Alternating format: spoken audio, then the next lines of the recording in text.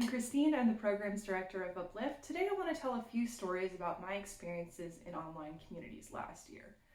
At the macro level, of course, there were things like the Twitter acquisition, less investment in moderation and harassment, a lot of reports about TikTok and other major platforms not taking harassment and attacks against marginalized creators seriously. There's a lot going on in social media.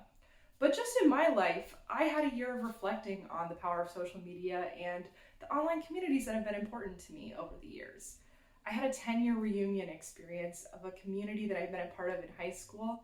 We all got to update each other on our lives and fill each other in, and it was so cool to see the dreams that people had back then, the way that they fulfilled that, to see how we've all grown up, started our careers, started our lives. I also read this book called Everything I Need I Get From You about the One Direction fandom.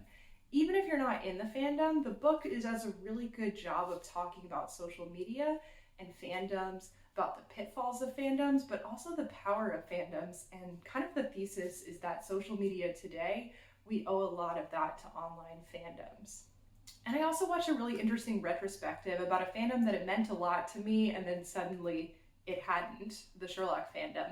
And one of my favorite creators from back then did a retrospective on series 4 and helped me really process a lot of things and move through things. And it really highlighted how important fandom had been in my life and how challenges in the fandom had affected me. So it was a very introspective year, and then at a macro level, like I was saying, so much happened.